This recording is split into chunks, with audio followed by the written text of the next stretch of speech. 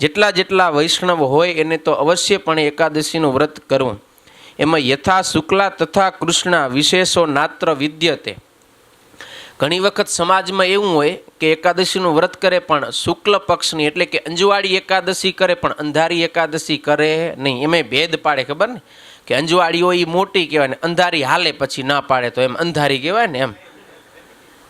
પણ શાસ્ત્રમાં કીધું યથા શુક્લા તથા કૃષ્ણા, જેવી અંજવાળી એકાદશી એવા ને એવી અંધારી એકાદશી વિશેષો નાત્ર વિદ્યતે.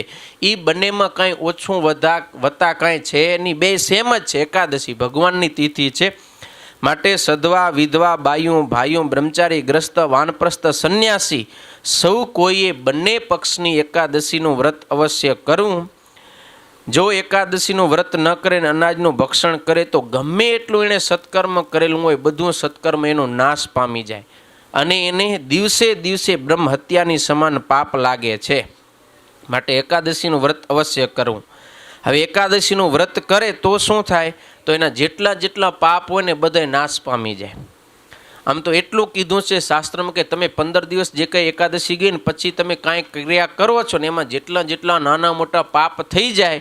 એકાદશીનું વ્રત આવે ને તમે જો ખબરદાર થઈને, શ્રીજી મહારાજે વચનામૃતમાં શું કીધું? ખબરદાર થઈને 15 દિવસે આવતું એકાદશીનું વ્રત ખબરદાર થઈને કરવું. ખબરદાર એટલે ખબર ને કેમ? સાવધાન હોય એમ. ગમે એમ થાય પણ એ વ્રતની અંદર ચૂક આવવા દે નહીં. ખબરદાર થઈને જો વ્રત કરે તો 15 દિવસ દરમિયાન કરેલા તમામ પાપ નાશ પામી જાય. હવે આનો મતલબ એવો નથી કે 15 દિવસ પાપ કર્યા જ કરો ને પછી એકાદશી આવે એટલે વ્રત કરો એમ. હા, પણ જે અનાયાસે થઈ જાય છે, અત્યારે પણ આપણે વાત ખબર નથી ત્યારે થઈ જ જાત હતા ને, એમ જે થઈ જાય છે પાપ, એ પાપ બધા એકાદશીનું વ્રત કરવાથી નાશ પામે. વળી કુરુક્ષેત્રે તો યત પુણ્યમ ગ્રહણે ચંદ્ર સૂર્યયો ગોદાને ન ભવેત તસ્યાદ એકાદશ્યામ ઉપોષણાત. તમે સૂર્યગ્રહણ હોય કે ચંદ્રગ્રહણ હોય, બહુ મોટો પુણ્યકાળ કહેવાય. ગ્રહણ છે ને એ મોટો પુણ્યકાળ કહેવાય. એ સમયે કુરુક્ષેત્ર જાઓ અને ત્યાં કને જઈ અને કરોડ ગોદાન કરો, કરોડો ગાયોનું દાન કરો ને જે ફળની પ્રાપ્તિ થાય એટલાથી પણ વધારે ફળ માત્ર એકાદશીનો ઉપવાસ કરવાથી થાય. હવે એક મજાની વાત છે, તપસ્વીનો ગૃહે નિત્યમ લક્ષ્યમ યસ્ય ચ ભુંજતે 60 વર્ષ સહસ્રાણી તસ્ય પુણ્યમ તુ યદ ભવેત. તમે તમારા ઘરે 1 લાખ તપસ્વીને ગણતરી કરજો. તમારા ઘરે 1 લાખ તપસ્વીને 60,000 વર્ષ સુધી, કેટલા વર્ષ?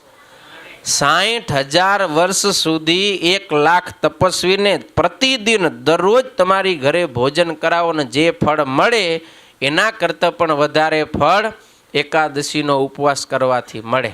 આટલું મોટું ફળ છે. એટલે એકાદશી સર્વ વ્રતનો રાજા બતાવી છે. આજે ઘણા બધા સોમવાર રાખતા હોય, ઘણા મંગળવાર રાખે, ઘણા બુધવાર, ગુરુવાર, શુક્રવાર, શનિવાર, રવિવાર. આજે લગભગ બધા વાર વેચાઈ ગયા, કોઈ બાકી નથી. સોમવાર તો કે શંકર દાદાનો, મંગળવાર તો કે કેનો આવે? કોકનો હશે ને. હા, કેનો? માતાજીનો, સાંઈબાબાનો આવતો હશે. હા, ગણપતિનો.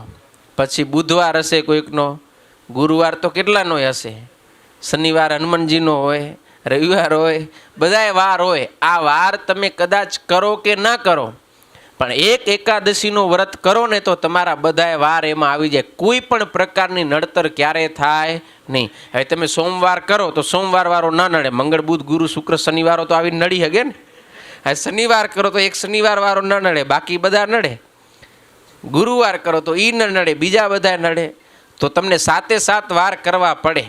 હવે 7 વાર કરો તો આખી જિંદગી થઈ. પણ એક એકાદશીનું વ્રત કરો તો એકે વારનો કોઈ કાંઈ ના નડે. તો એ કરવું જોઈએ ને, કારણ કે સર્વ વ્રતોનો રાજા એ એકાદશી છે. માટે એકાદશીનું કોઈ ખાલી ખબર ન હોય ને બાનાથી કોઈને બાય મિસ્ટેક એકાદશીનું વ્રત થઈ જાય ને તો એને પણ ક્યારેય યમરાજાનું દર્શન થતું નથી, અર્થાત કે નરકમાં ન જવું પડે. એકાદશી વિશે તો ઘણી બધી કથા છે.